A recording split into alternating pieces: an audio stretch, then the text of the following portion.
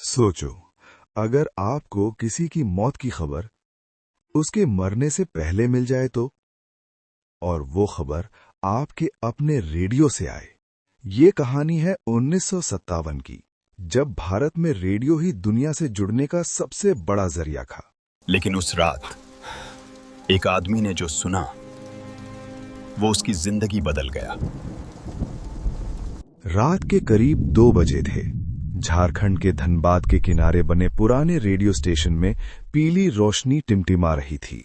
बाहर कोयले की खदानों से आती धुंध हवा में घुली हुई थी और अंदर राघव अकेला बैठा था। लकड़ी की मेज पर रखा भारी भरकम रेडियो सेट बार बार खरखरा रहा था, जैसे कोई अंदर से बाहर निकलने की कोशिश कर रहा हो। राघव ने कुर्सी पर झुकते हुए नॉब घुमाया। सिग्नल भी ना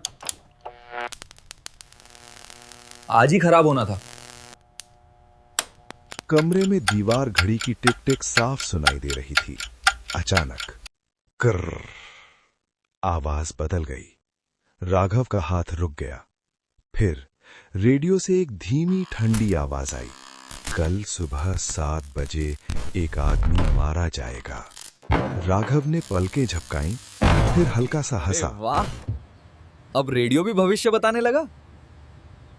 उसने फिर से नॉब घुमाया, लेकिन आवाज फिर आई, इस बार और साफ और पास। वो रेलवे पुल के पास होगा। राघव की हंसी इस बार नहीं निकली। उसने धीरे धीरे रेडियो की तरफ झुककर कहा, कौन है? किसने कनेक्ट किया ये? सिर्फ सन्नाटा, फिर हल्की सी सांस जैसी आवाज, और अचानक टक, रेडियो अपने आप बंद हो गया।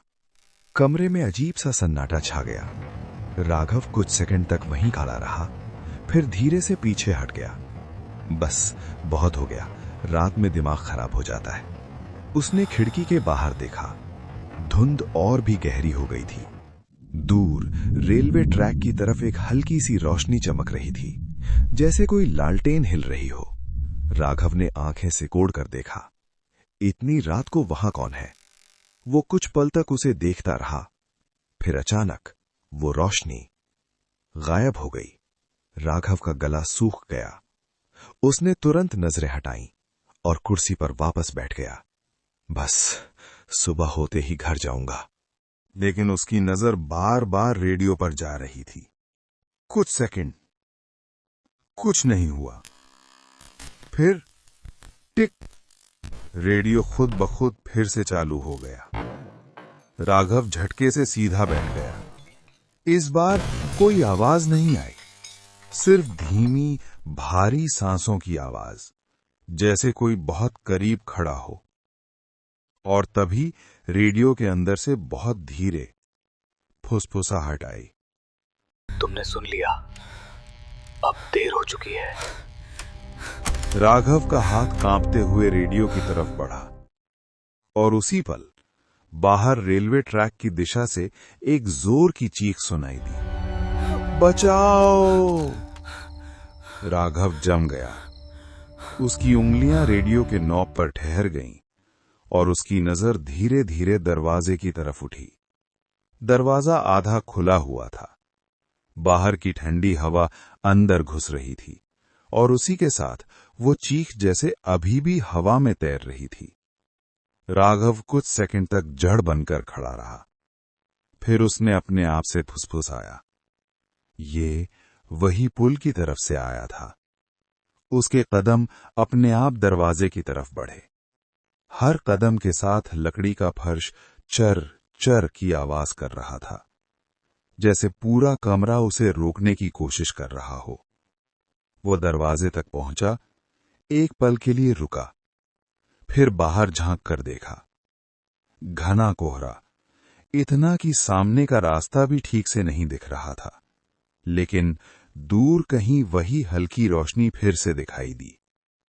इस बार वो स्थिर नहीं थी, वो हिल रही थी, धीरे धीरे, जैसे कोई उसे लेकर चल रहा हो।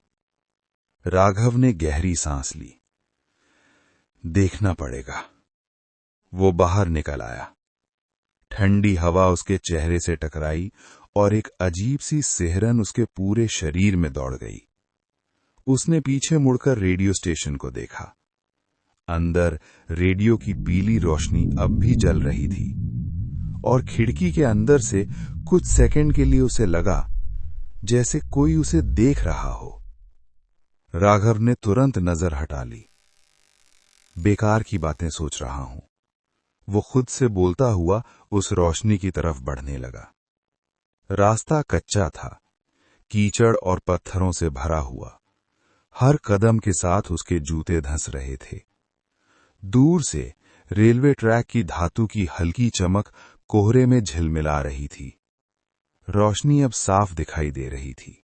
एक लालटेन और उसे पकड़े एक आदमी। वो आदमी धीरे धीरे ट्रैक के पास खड़ा था, पीठ राघव की तरफ।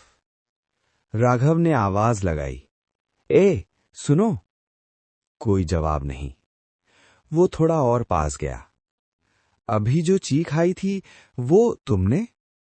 आदमी अचानक रुक गया। लालटेन हिलना बंद हो गई। कुछ सेकंड बस सन्नाटा। फिर वो आदमी बहुत धीरे धीरे मुड़ने लगा। राघव की सांस अटक गई। जैसे ही उसका चेहरा कोहरे से बाहर आया, राघव पीछे हट गया। ये तो वो चेहरा ठीक वही था जो उसने सुबह अखबार में देखा था। एक आदमी जिसकी मौत अभी हुई भी नहीं थी। राघव की आवाज कांप गई, तुम जिंदा हो? आदमी की आंखें खाली थीं, चेहरे पर कोई भाव नहीं। उसने धीरे से कहा, अभी नहीं। राघव का दिल जोर से धड़कने लगा। क्या मतलब?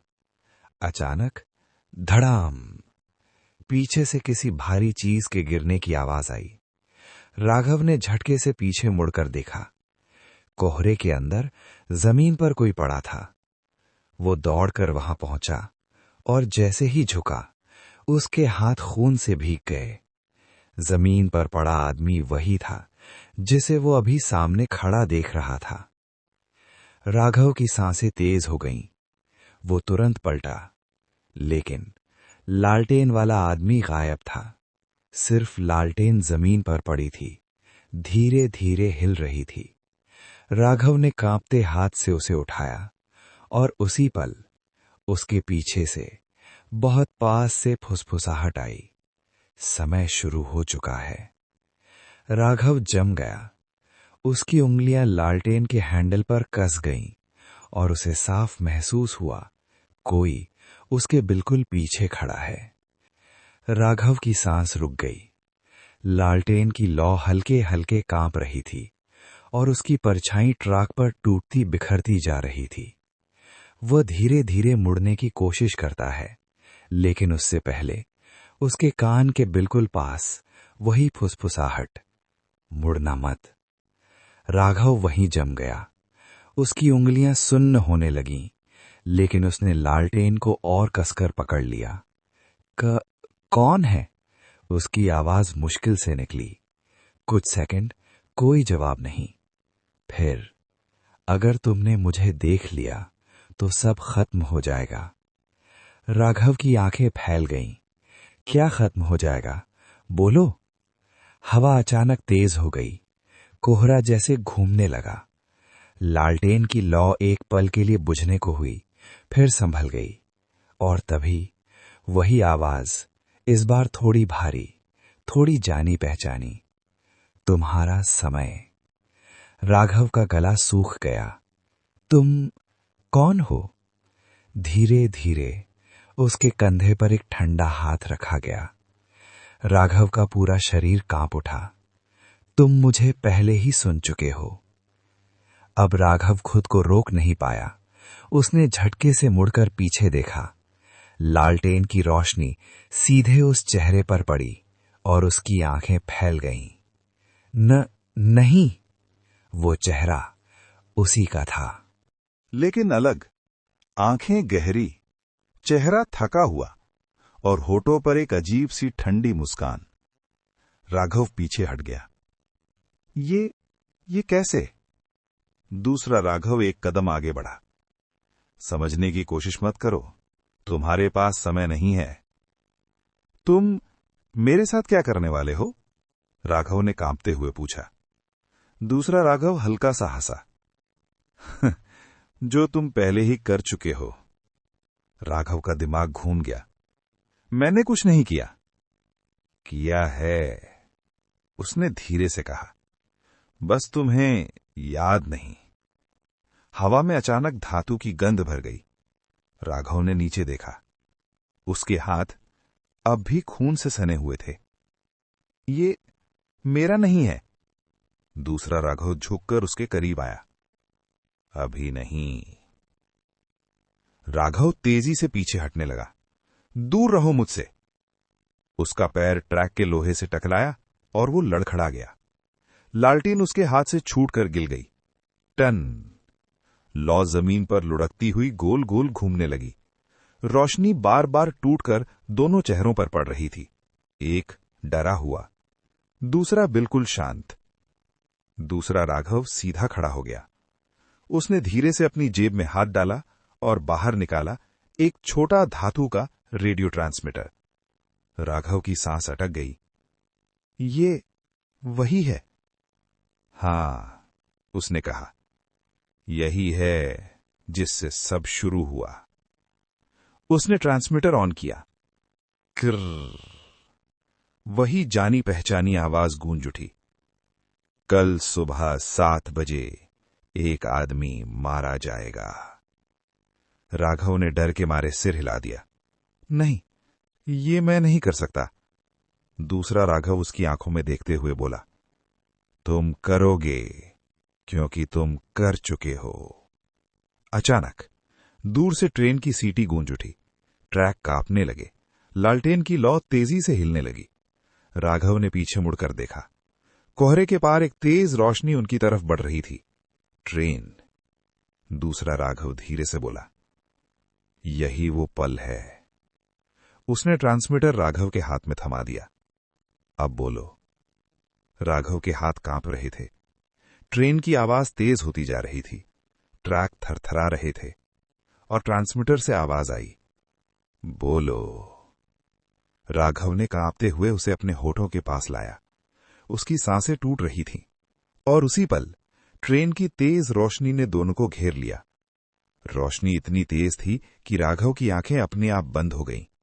हवा का दबाव, धड़धड़ाते पहिए, लोहे की चीखती आवाज, सब कुछ एक साथ उस पर टूट पड़ा।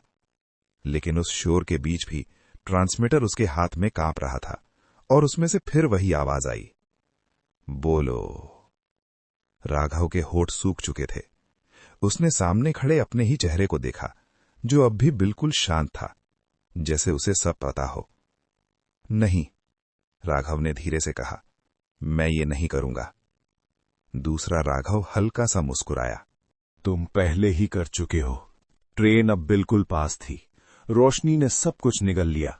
राघव ने आंखें बंद कर ली और अचानक उसके दिमाग में एक झटका सा लगा, जैसे कोई याद जबरदस्ती वापस आ रही हो।